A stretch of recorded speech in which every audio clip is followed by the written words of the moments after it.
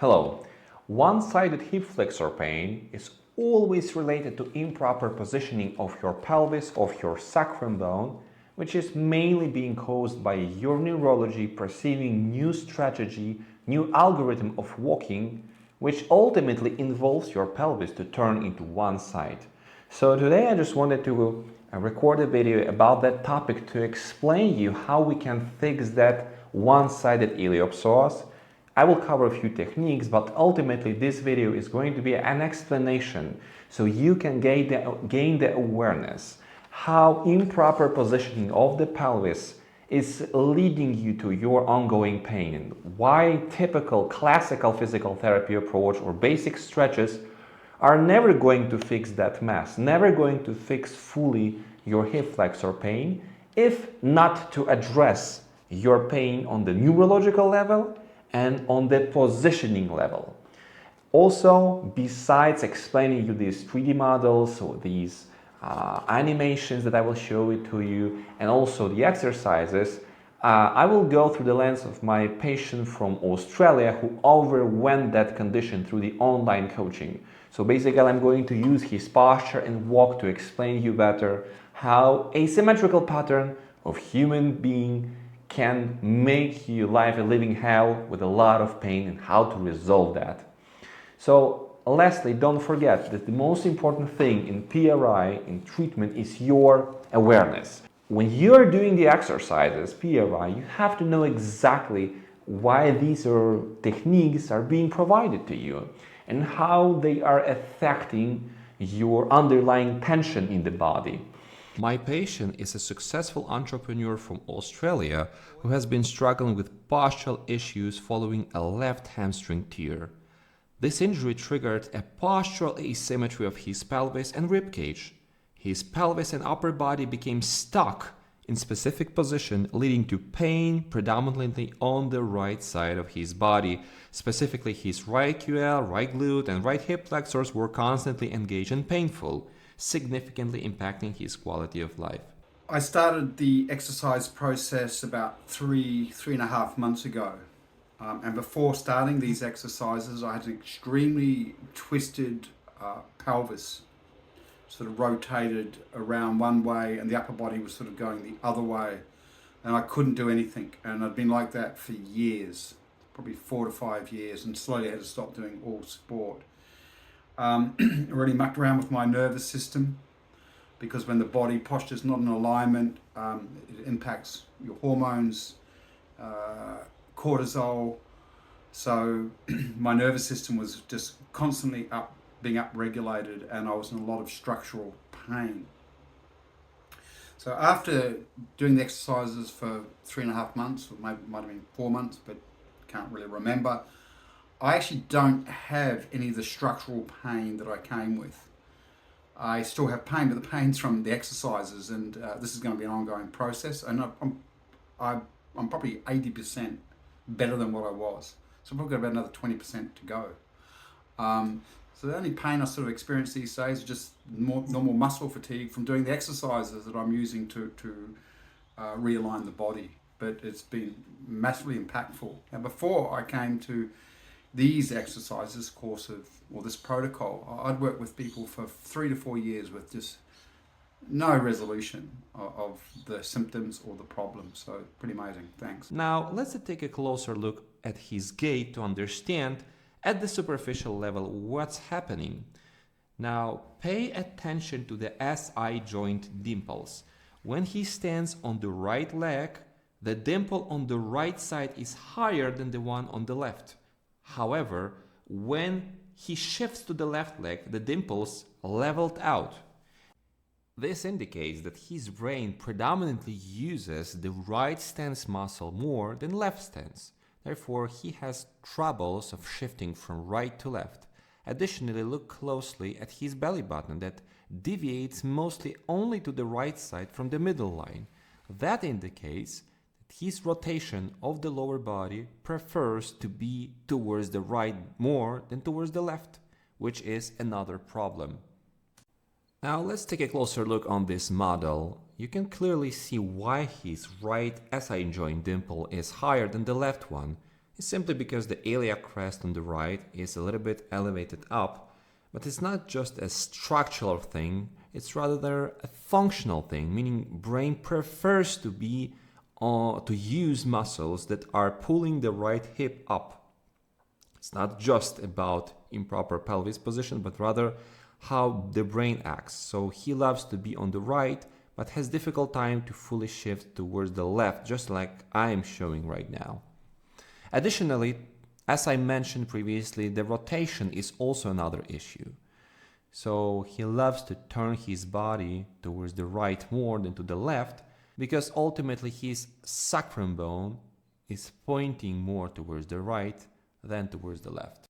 Another thing worth mentioning is that pelvis torsion could create some curvatures in the lower back, scoliosis as well, if not treated for a long time. So just listen to what my patient will say. So when I first did the damage through the injuries, especially the tearing of the hamstring up in here where it hits the glute, and obviously as this leg sort of folded back inward like that behind with the twisted and rotated pelvis, I developed the scoliosis. And the scoliosis is a curve to the right. The left is over here and there was a curve to the right. And that curve is reducing. To be transparent, the curve was not the same as you can see on your screen. It was a little bit different. It doesn't really make any difference because I'm just displaying to you today just a blueprint, not specifically maybe his case on this 3D model. Nonetheless, the key point that it's improving is getting much better and there's no pain at all. Okay, so before I will showcase you a few techniques that could reduce the pain and dysfunction that Perry had, briefly I just wanted to touch the structure of the therapy that my patient went through. Actually, I already recorded a separate video, half an hour long, where I have explained it, why we have a progression table of the exercises, why it's not just about fixing left AIC pattern, and different patients will require different exercises, regardless of visual representation of the walk or posture.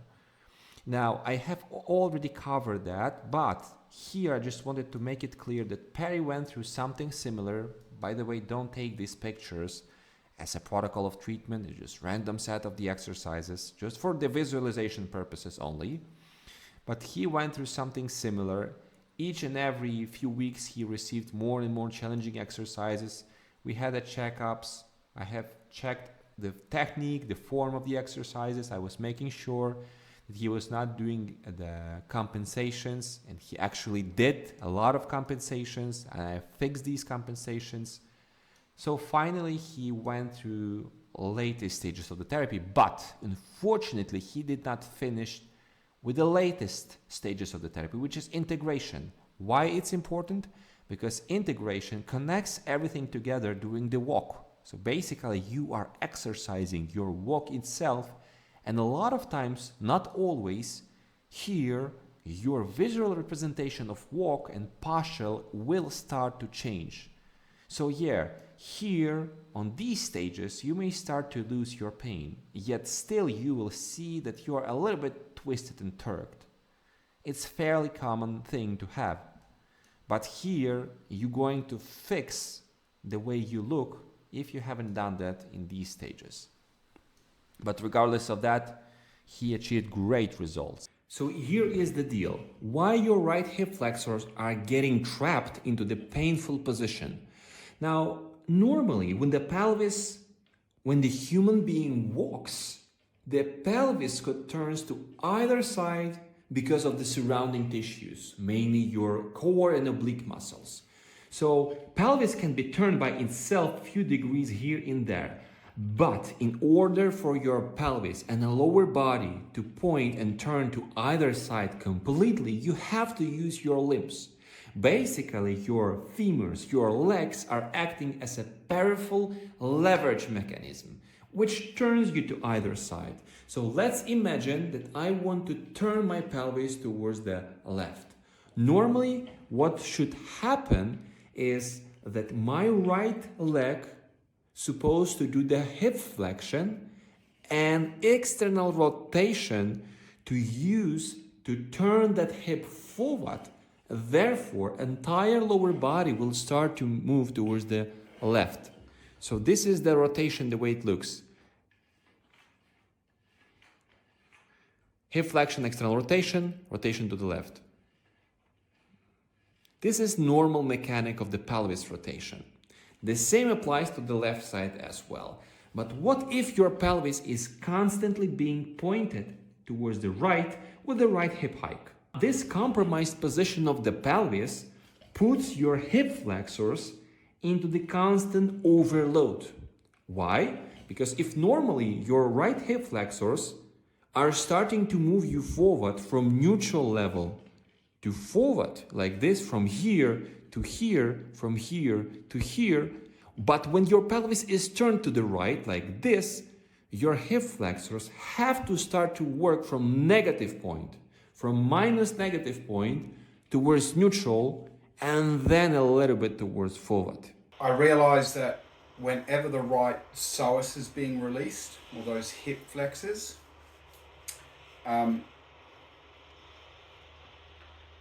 that tends to allow this hip to help shift it to that left side and back around. So when that releases the hip flexors and the psoas through the exercises you're giving me,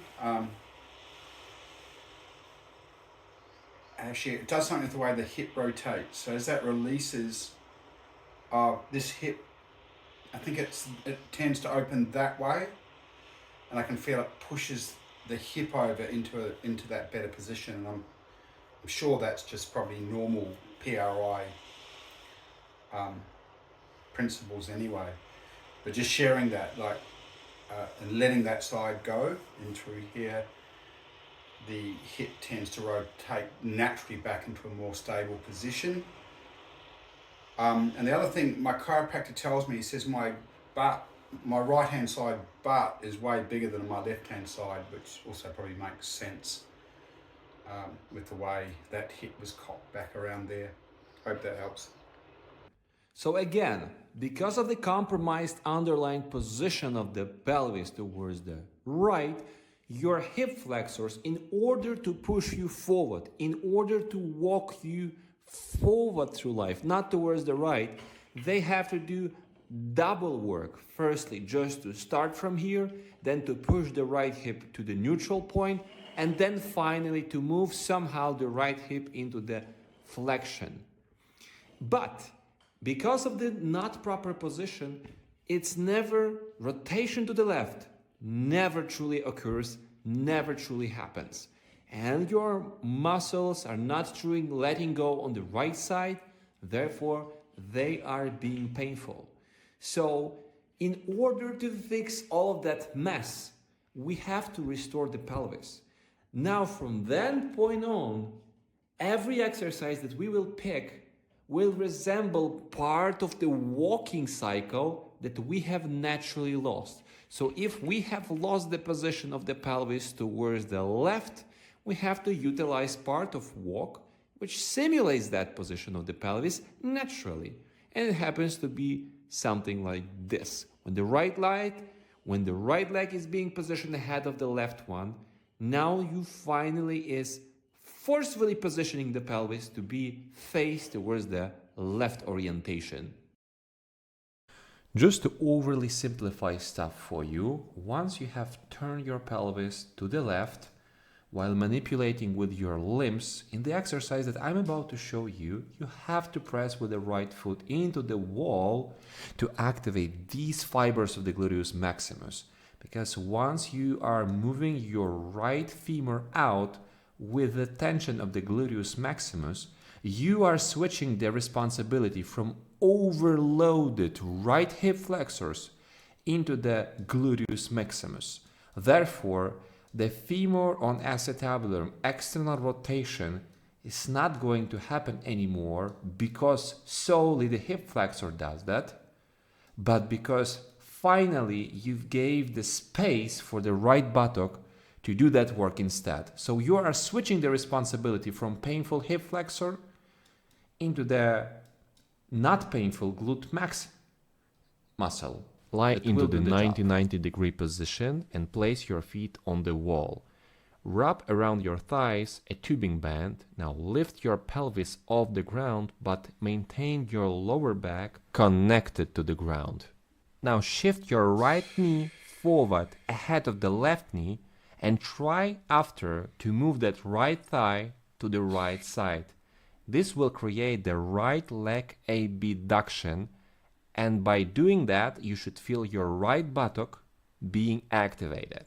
If you don't feel the activation though, try to additionally press with your right foot into the wall. Now, there is actually a rule of which part of the foot you should feel. On the right side, you should feel your right forefoot being pressed into the wall. But with the left foot, you should feel your left heel being pressed into the wall. And the last detail, that you have to move your left hip up towards your shoulder and you should crunch your left abdominal wall. Do it very gently. It should not be like a bodybuilding exercise. Although still, that particular movement is supposed to pre-activate left inner obliques. Just a subtle, delicate movement. Maintain that entire construction. Breathe in, breathe out 5 times. Feel your right buttock being activated. And that's it. Repeat 2-3 times. Each time naturally, when you are walking forward and you are extending your leg backwards, naturally hip flexors supposed to turn off because of the underlying musculature activities of your hamstrings. Basically, your hamstrings are moving the femur backwards, hence elongating your hip flexors. Every step of the way naturally occurs with a little bit of the stretching, which releases the tight hip flexors.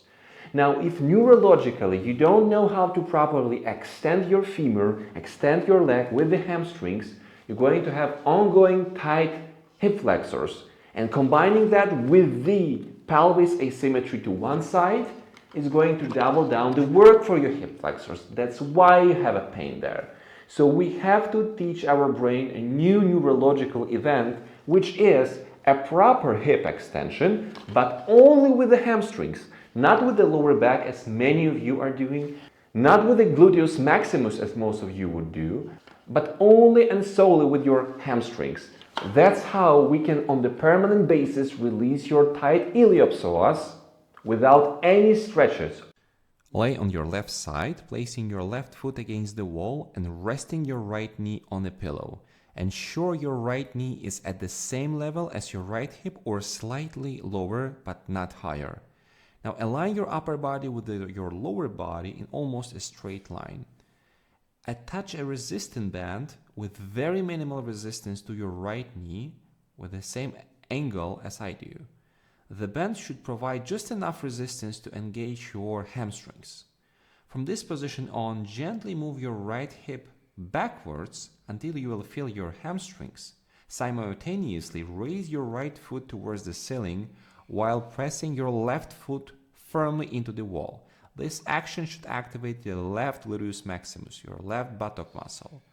Throughout the movement, maintain constant tension in these muscles. On the right side, you're actually supposed to feel your right gluteus medius and right hamstrings working. Now make sure that your right foot stays parallel to the floor, not pointing outward, to avoid programming incorrect movement patterns for walking. So let's summarize. You are laying on the left side, press your left foot into the wall, raise your right foot towards the ceiling while gently pulling your right femur backwards to engage your hamstrings.